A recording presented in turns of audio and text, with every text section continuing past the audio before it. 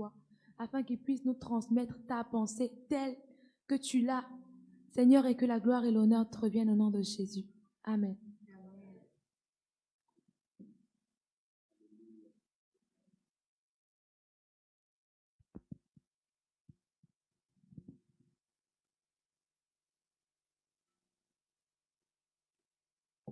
À chaque fois que Dieu nous demande l'adoration, en fait, ce n'est pas que sans l'adoration, il n'est pas Dieu.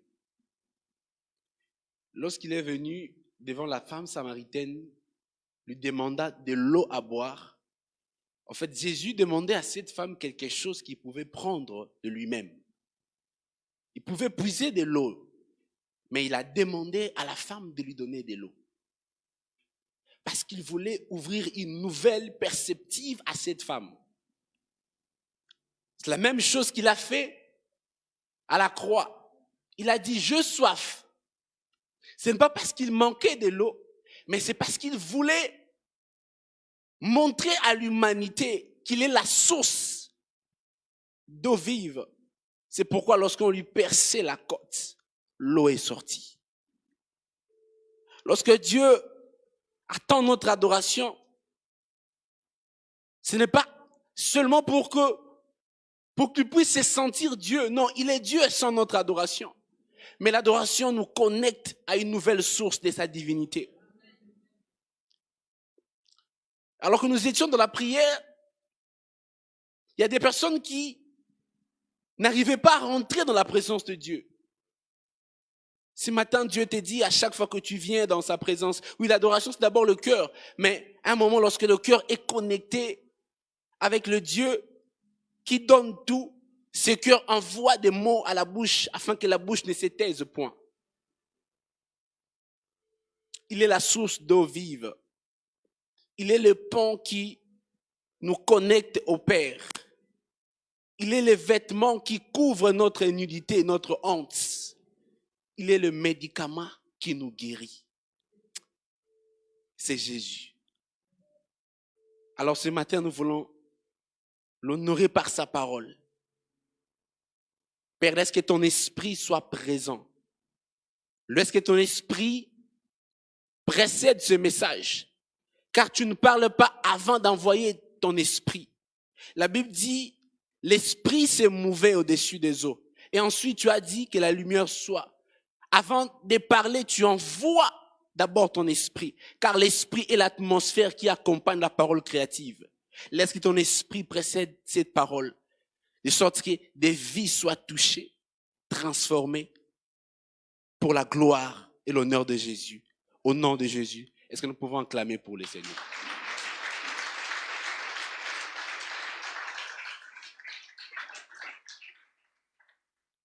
J'espère que nous allons bien par la grâce de Dieu. Je serai rapide ce matin.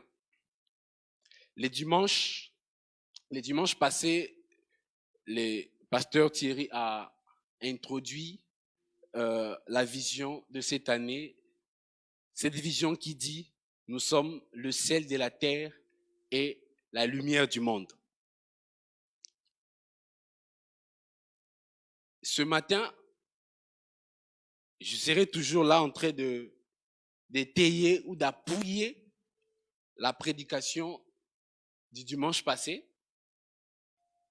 Et lorsqu'il nous a introduit cette vision, il a parlé de l'identité des chrétiens.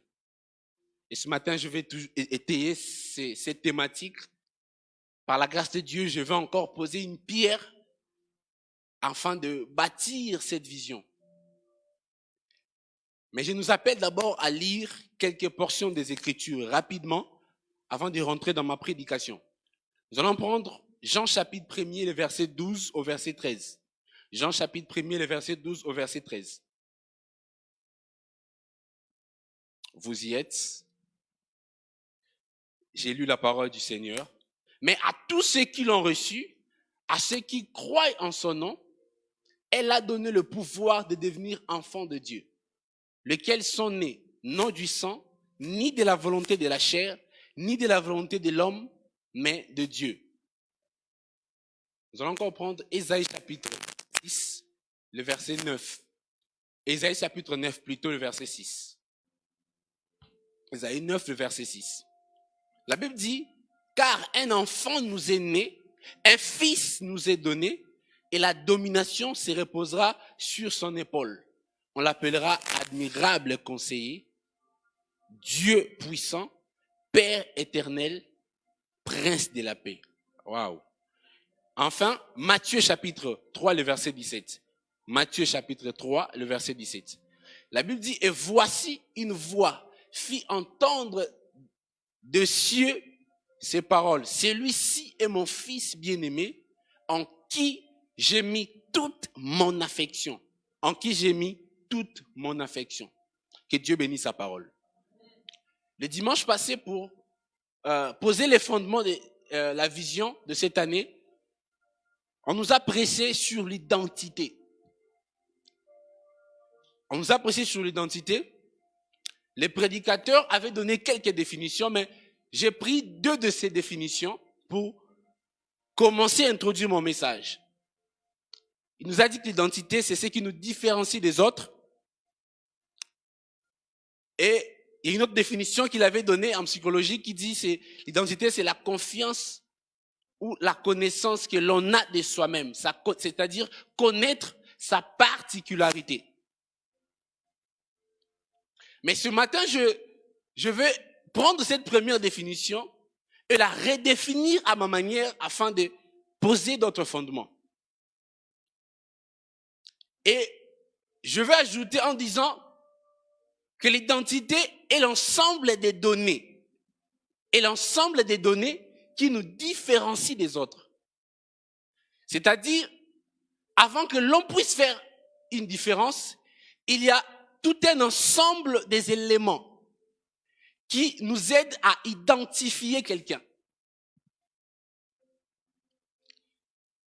Dans la vie normale, lorsqu'on parle de l'identité, on fait allusion à plusieurs choses. Les noms. Comme nous autres là au Congo, nous avons 4 noms. Nom, post-nom, prénom, surnom. L'origine, l'apparence, l'ADN et beaucoup d'autres choses qui servent à ce que nous puissions identifier une personne. Mais aujourd'hui, j'ai un sous-thème, un autre sous-thème que je vais donner et j'ai intitulé ce sous-thème l'ADN du chrétien. Est-ce que quelqu'un peut répéter avec moi l'ADN du chrétien? Dans le monde physique, l'ADN sert à reconnaître l'origine d'un enfant. Je ne serai pas en train de donner le cours de la biologie là, mais je veux faire un petit rappel afin de vous aider à comprendre mon message. Et ce qui veut dire que je veux faire un petit rappel sur l'ADN. L'être humain est composé de milliards de cellules. Et dans la cellule, plus précisément dans le noyau, il y a une molécule qui se trouve là-bas qui s'appelle l'ADN. Et cet ADN est le support des informations génétiques. Cet ADN, au moment de la condensation, va se compacter avec quelques protéines pour former ce qu'on appelle le chromosome. Et le chromosome étant composé de l'ADN, lui aussi est constitué de portions des gènes qui sont le support des informations génétiques à l'origine héréditaire. Et ces gènes, il y a plusieurs gènes. Il y a des gènes qui sont responsables de la coloration des yeux, ce qui fait que oui, souvent nous avons même des ressemblances avec nos parents. Il y a des gènes qui sont à l'origine de la coloration des cheveux. Chaque gène a une particularité. En fait, maintenant, au moment de la fécondation, il y aura fusion de deux pronucléus, gamètes et ovules. Et pendant la fécondation, la sémence de l'homme apporte les 22 chromosomes plus le dernier XY. Et l'ovule de la femme va apporter également les 22 plus le dernier XX, afin de donner à l'enfant le père de 23 chromosomes pour faire 46 chromosomes. C'est-à-dire chaque parent va apporter des caractères. C'est pourquoi vous constatez par les gènes dominants quand l'enfant naît, il est bébé, mais vous sentez qu'il y a quelques ressemblances. Vous regardez le bébé, ça c'est il a les yeux de son père. Il a la bouche de sa mère. Mais plus la personne grandit, en fait, ces ressemblances commencent à se montrer encore plus. C'est-à-dire, avec la croissance, la ressemblance se montre encore plus. C'est comme mon frère qui, pendant que sa femme était enceinte, il priait, il disait à Dieu, Seigneur, fais que les enfants ne me ressemblent pas. Je veux que les enfants puissent ressembler à ma femme. Je suis une belle créature, je le sais. Mais ma beauté ne suffit pas pour que les enfants puissent me ressembler. Donc, ce qui veut dire, dans le monde physique, il y a ces parents qui ont eu à douter de l'identité de l'enfant parce qu'ils voient l'enfant ressemble au domestique. Il dit non, nous devons procéder à un test d'ADN. Parce que les signes lui montrent autre chose. Les signes lui permettent d'identifier l'enfant. Et de même dans le monde spirituel, de même dans la vie chrétienne, il y a des choses que nous devons connaître. C'est pourquoi j'ai choisi ce thème, l'ADN du chrétien. En tant qu'enfant de Dieu, nous avons l'ADN. À part l'ADN physique que nous avons, il y a aussi l'ADN spirituel. La différence, c'est que le monde spirituel n'est pas régi par les lois de la nature, mais au contraire, le monde spirituel dirige le monde physique. Les lois du monde spirituel modifient les lois de ce monde physique.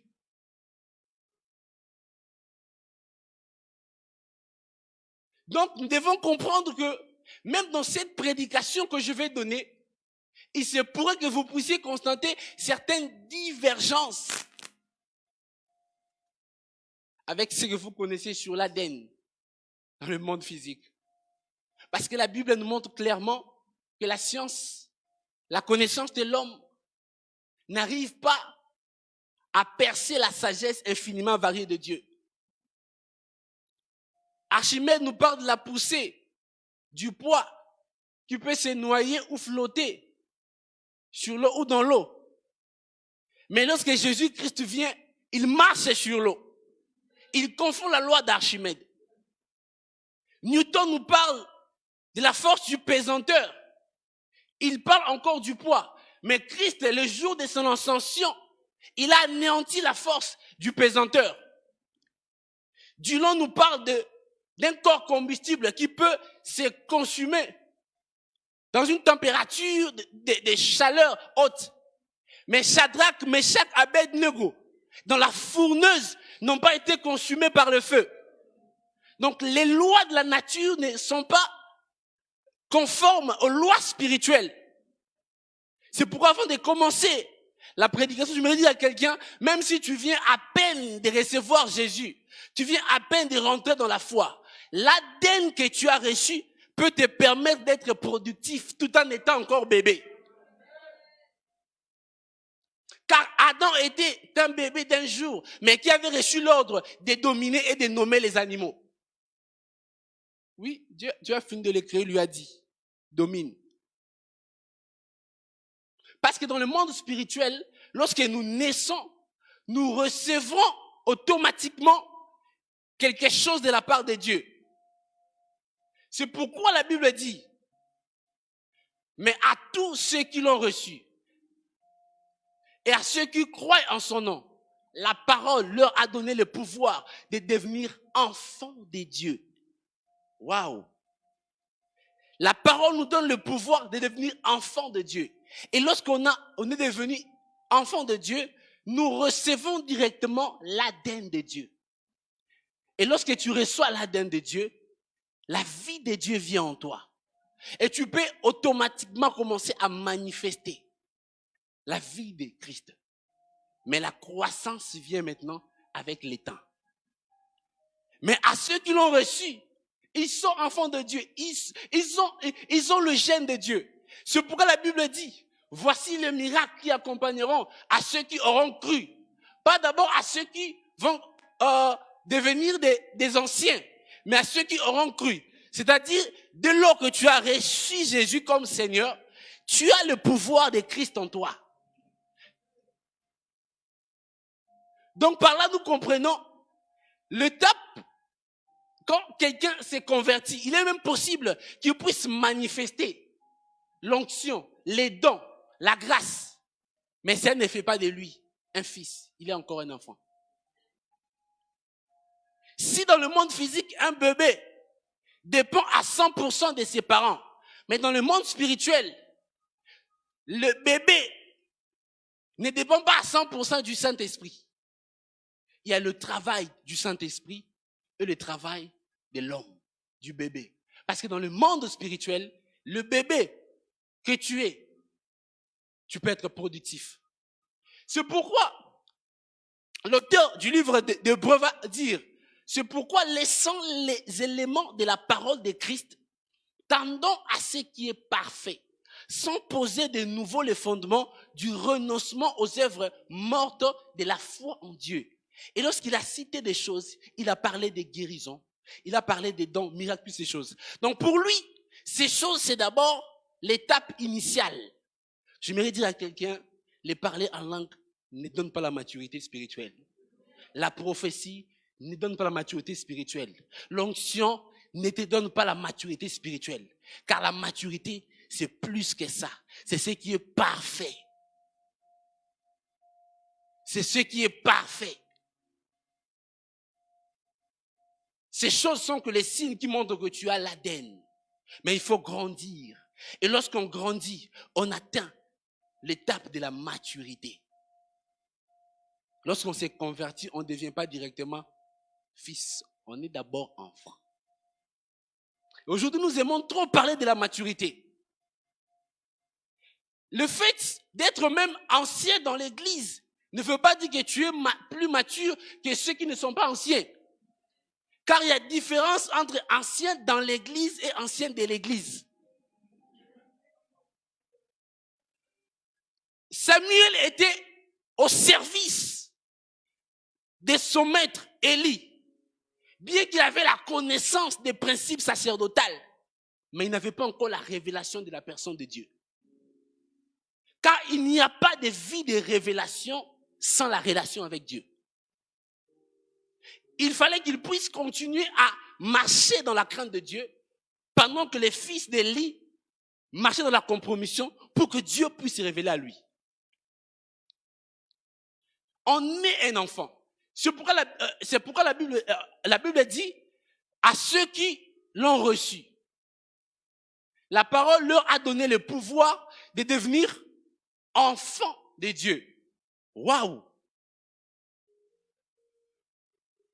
Donc par là, je suis en train de comprendre que nous sommes devenus enfants de Dieu par la grâce. Mais on ne devient pas fils par la grâce. Je répète, nous sommes devenus enfants de Dieu par la grâce. Mais pour devenir fils, ce n'est plus question de la grâce. La Bible dit, un enfant nous est né et un fils nous est donné. L'enfant est celui qui était né entre le main de Marie, mais le fils est celui que le Père avait envoyé et donné. La Bible dit, car Dieu a tant aimé le monde, il a donné son Fils. C'est pourquoi Jésus nous a montré le processus de la vie chrétienne. Il est rentré dans la mission étant fils et non étant enfant. L'une des choses qui fait que beaucoup de chrétiens puissent tomber dans la compromission, dans les abus, dans les scandales, c'est parce que les gens se sont beaucoup précipités à commencer le ministère avant de grandir. Et c'est l'une des choses aujourd'hui qui cause les problèmes dans l'église du monde entier. Plusieurs ministères, mais peu d'impact. Dieu n'a pas besoin de plus de ministères, Dieu a besoin de ministères de plus dans le corps du Christ. Christ était né, il était l'enfant, Jésus était l'enfant de Marie-Joseph, mais le Christ était le Fils de Dieu. Et avant de rentrer dans sa mission, quelque chose s'est passé. Le ciel a confirmé qu'il n'était plus enfant. La Bible dit alors qu'il venait se faire baptiser, une voix fit entendre dans le ciel pour dire, celui-ci est mon fils bien-aimé en qui j'ai mis toute mon affection. Dieu ne t'envoie pas s'il n'a pas confiance à ta maturité spirituelle. C'est pourquoi avant que Christ puisse dire à Pierre, paie mes brebis, il s'est rassuré de la dimension de son amour, la longueur, la largeur, l'auteur, la profondeur de l'amour de Pierre avant de lui dire, paie mes brebis. J'aimerais dire à quelqu'un, la grâce de Dieu n'est pas seulement un prix de la restitution qui nous donne l'identité de l'enfant de Dieu, mais elle est également un point de connexion à la vie de Dieu. Je répète, la grâce de Dieu n'est pas seulement un prix de la restitution qui nous donne l'identité de Dieu, mais elle est également un point de connexion à la vie de Dieu. C'est pourquoi ne nous contentons pas seulement parce que nous sommes devenus enfants de Dieu, mais cherchons à grandir, cherchons à monter des niveaux, cherchons à révéler la dimension du Fils qui se cache en nous. C'est pourquoi la Bible renchérit en disant, dans Romains 8, le verset 19, le monde attend avec un ardent désir la révélation des fils de Dieu. Les fils de Dieu se révèlent. Les fils de Dieu se révèlent. Mais si jusqu'à maintenant, tu ne réveilles pas cette dimension, tu as quelque chose à faire. Si, depuis les jours où tu t'es converti, ta vie de prière est toujours la même, mais jusqu'à maintenant, tu as un problème. Si depuis les jours où tu t'es converti, ta vie de sanctification est toujours au même niveau jusqu'à maintenant, tu as un problème. Si depuis les jours où tu t'es converti, ton amour de servir Dieu est toujours au même niveau, tu as un problème. Tu ne grandis pas. Nous devons chercher à grandir. Nous devons chercher à monter des niveaux. Parce que les gènes de Christ qui se trouvent en nous s'activent par notre volonté de vouloir grandir.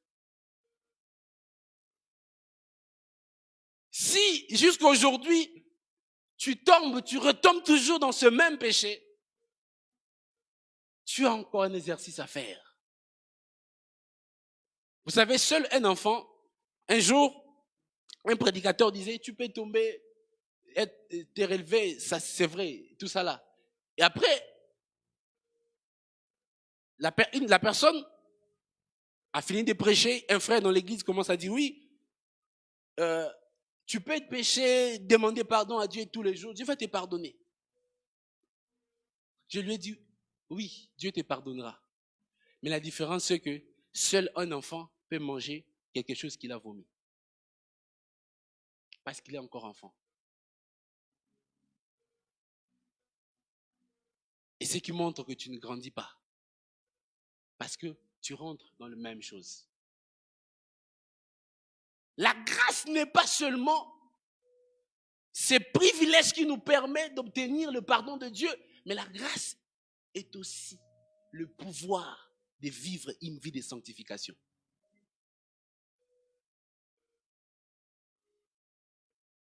C'est pourquoi Dieu veut que nous puissions grandir tous les jours. Dieu veut que nous puissions activer les gènes de Christ en nous.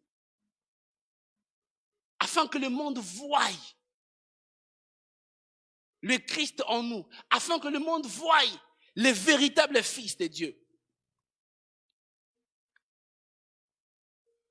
Afin que le monde connaisse la sagesse infiniment variée de Dieu.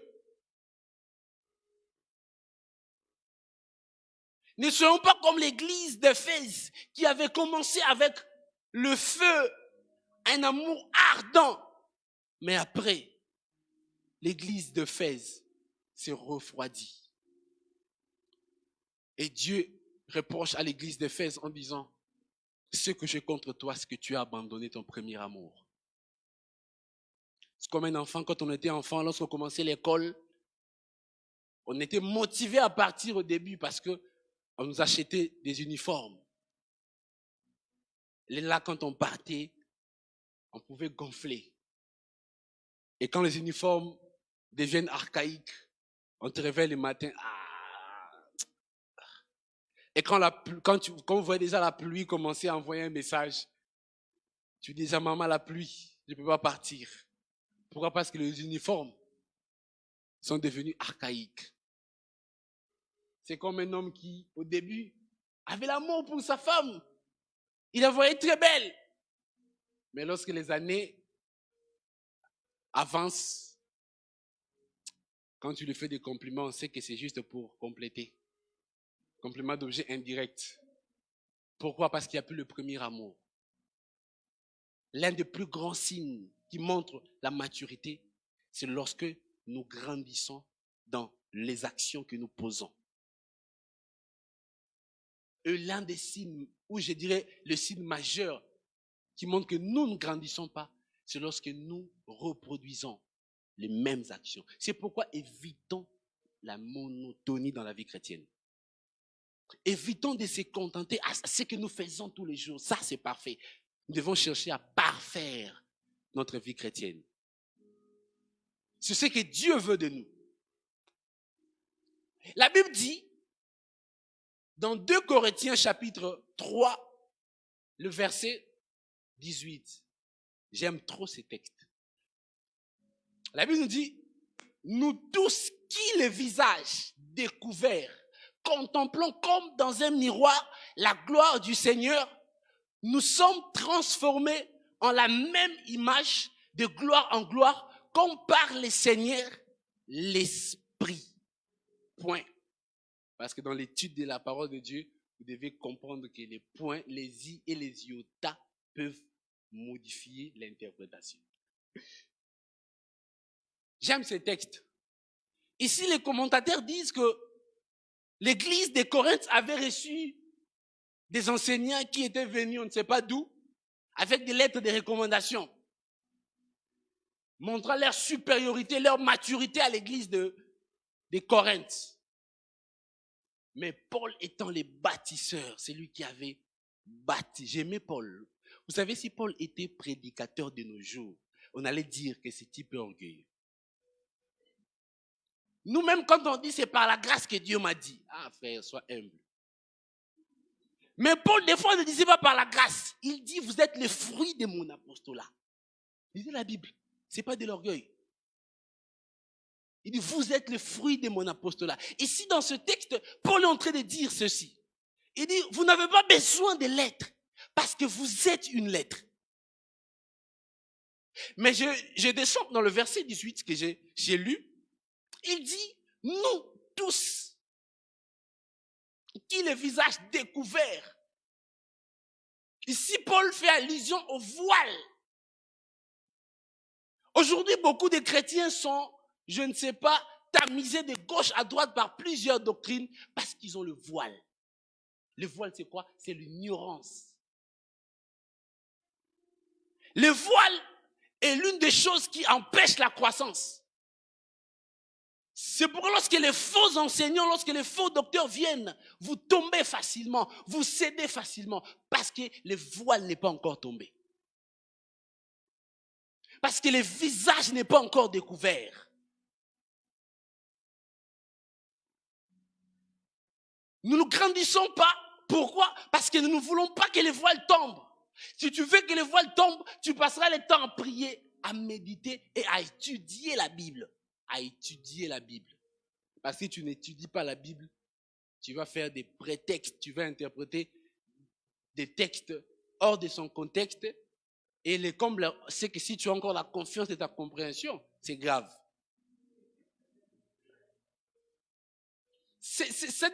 Paul dit, nous qui les visages découverts, contemplons comme dans un miroir la gloire du Seigneur.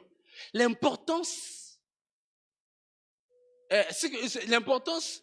lorsque le visage est découvert, c'est que nous avons la facilité de contempler Dieu. Nous avons la facilité de voir Dieu. Nous avons la facilité de vivre Dieu. Nous avons la facilité de connaître Dieu. Mais pour contempler ce Dieu-là, tu dois avoir la soif. Pour que les voiles tombent, tu dois avoir la soif. J'ai pris ce matin que la soif de quelqu'un soit activée. La Bible dit, j'enverrai, oh my God, la Bible dit, j'enverrai une soif et une famine. Pas une soif de l'eau et une famine de pain, mais la soif de la présence de Dieu et la famine de la parole de Dieu. J'ai pris que Dieu aiguise ta soif de prier. J'ai pris que Dieu puisse augmenter ton amour de méditer la parole de Dieu. J'ai pris que Dieu puisse diminuer ton envie de passer ton temps devant les réseaux sociaux. Je déclare cela dans le nom puissant de Jésus-Christ de Nazareth. Que le Seigneur envoie l'esprit de prière. Mais ici, il a dit, j'enverrai. La bonne nouvelle, c'est qu'il a déjà envoyé. Et l'esprit est là. L'esprit cherche des personnes disponibles. Je me dire à quelqu'un, Dieu cherche des personnes qui vont se distinguer dans cette génération. Mais nous ne sommes pas disposés à vivre Dieu tel qu'il veut que nous puissions le vivre. Et à un moment, il faut dire, j'en ai ras-le-bol de vivre cette vie chrétienne. Une vie chrétienne, je dirais, normale, naturelle. La vraie vie chrétienne, il faut que le surnaturel puisse devenir le naturel de l'enfant de Dieu. Et lorsque tu passes ton temps dans la prière, lorsque tu passes ton temps dans la sanctification, tu contemples Dieu dans le miroir. Or, vous savez, la prière plus la sanctification égale au miroir de Christ. En fait, la prière et la sanctification forment ce miroir. Et la différence avec ce miroir de Christ qu'ici Paul parle, c'est que lorsque nous sommes devant ce miroir, à la place de voir notre visage, nous voyons le visage de Christ. Oh my God. Et nous sommes transformés en cette image qui se trouve dans le miroir.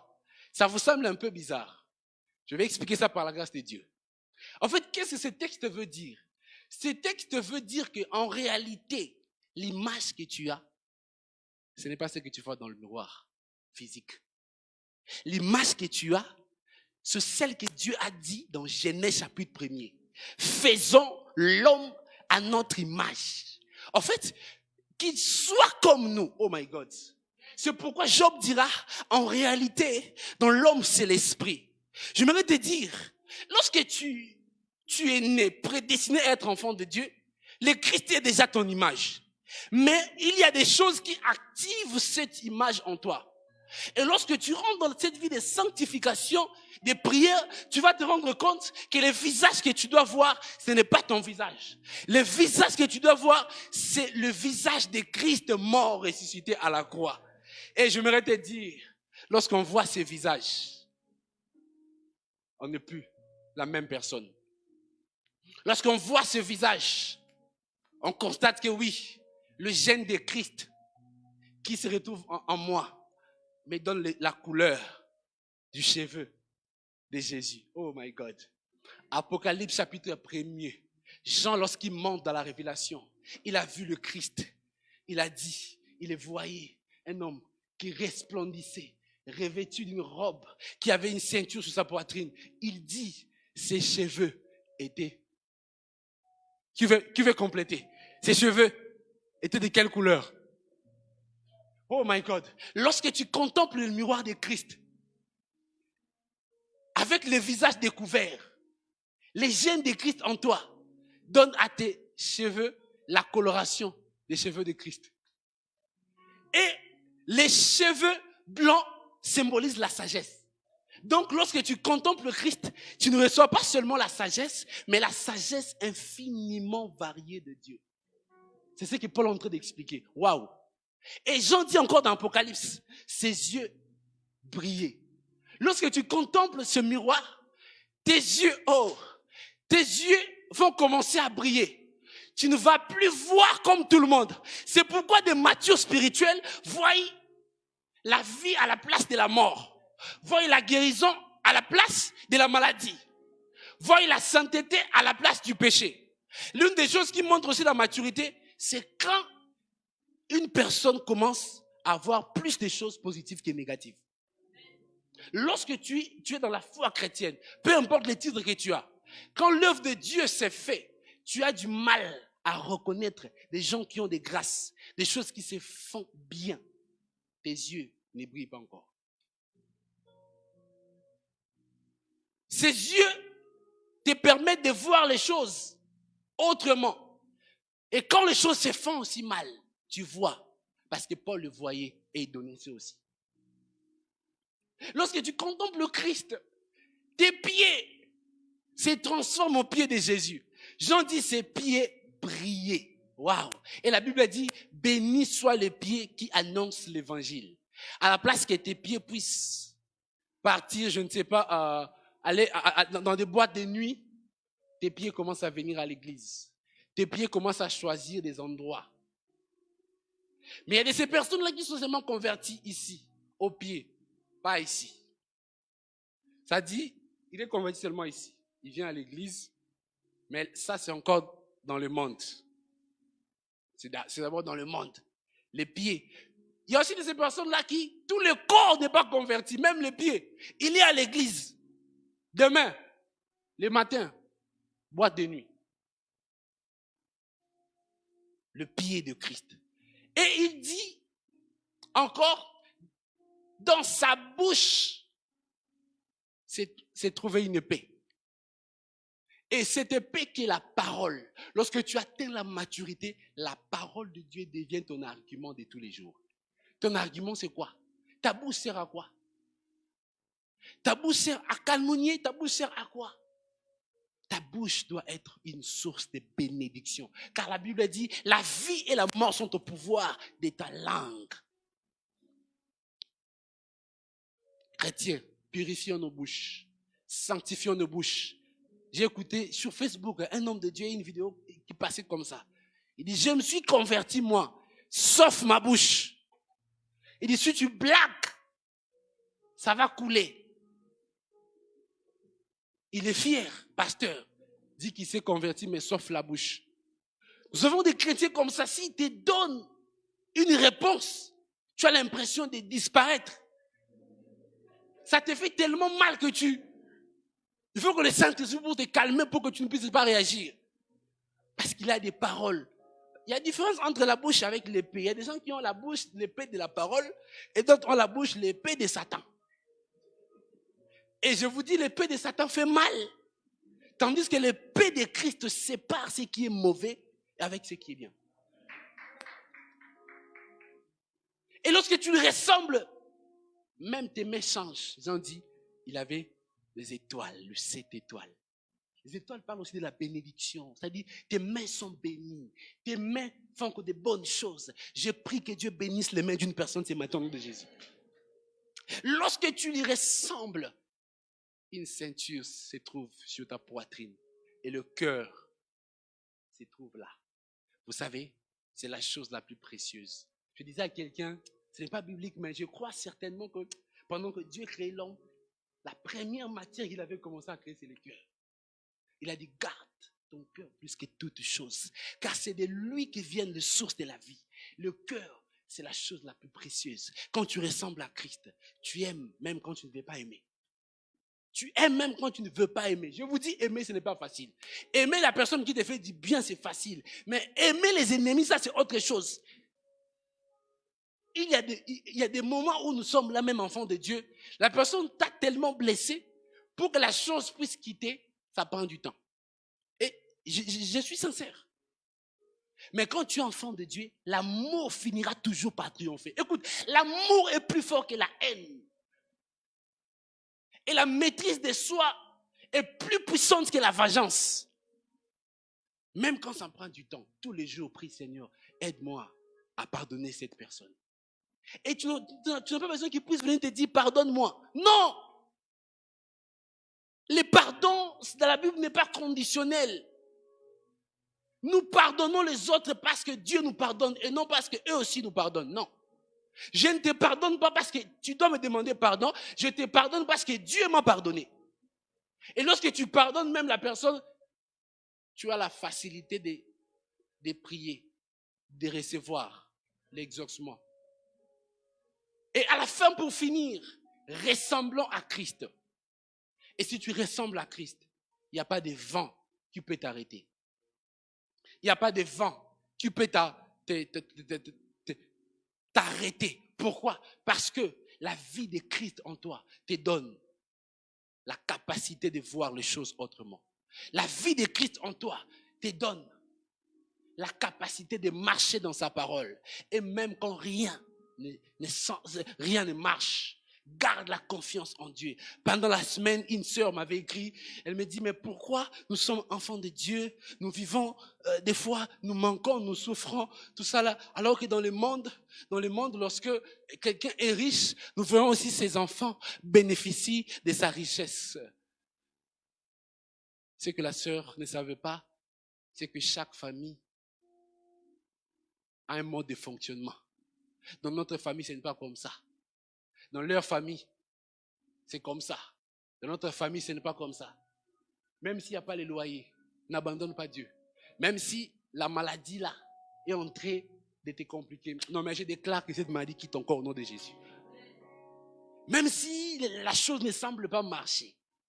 Dans notre famille, c'est comme ça. Si tu doutes, demande à notre grand frère Bartimée, te dira qu'il était aveugle, mais un jour, le Christ l'a guéri. Même si tu n'as pas d'enfant, si tu doutes, dans notre famille c'est comme ça, demande à notre grande sœur Sarah, elle te dira qu'elle était stérile. Elle a enfanté à un âge qu'aucune femme pouvait enfanter. Si tu doutes encore, demande à notre grand frère Mephibosheth, écarté dans la société. Mais il a fini sa vie dans le palais royal. Si tu doutes, demande à notre aîné de la famille, le Christ. Il te dira qu'il a été frappé, flagellé, humilié. Mais après, la Bible dit, Dieu l'a souverainement élevé. Et lui a donné le nom au-dessus de tout nom, afin qu'au nom de Jésus, tout genou fléchisse et que toute langue confesse qu'il est Dieu. J'ai fini ma prédication avec ces paroles de déclaration. Même si tu souffres, je déclare une finalité positive dans ta vie. Même s'il y a une maladie, je déclare une guérison parfaite dans ta vie. Toute situation qui semble être compliquée dans ta vie, tant que tu restes fidèle, je déclare que Dieu puisse être la solution à ton problème. Si tu ne crois pas à ces paroles, ce n'est pas moi. C'est la Bible qui dit que Christ nous a bénis de toutes sortes de bénédictions dans le lieu céleste. Mais pour activer ces choses, il faut rentrer dans l'obéissance de la parole de Dieu. Et quiconque accepte ce message, de marcher dans l'obéissance de la parole de Dieu, l'onction de ce message s'attache à sa vie. Je déclare cela. Et que la grâce de Dieu soit relâchée, libérée dans la vie de toute personne ce matin, et que la vie de prière que tu avais puisse changer, puisse aller à un autre niveau, que ta vie de sanctification puisse changer, que ta vie d'évangélisation puisse changer, que la grâce de Dieu te localise, que la grâce de Dieu change ton identité spirituelle, que la grâce de Dieu puisse te permettre de quitter le niveau de l'enfance et de monter au niveau du Fils. Je déclare que cette parole est spirituelle et que la grâce, l'onction de Dieu puisse vous accompagner. Dans le nom de Jésus, j'ai ainsi prié. Amen.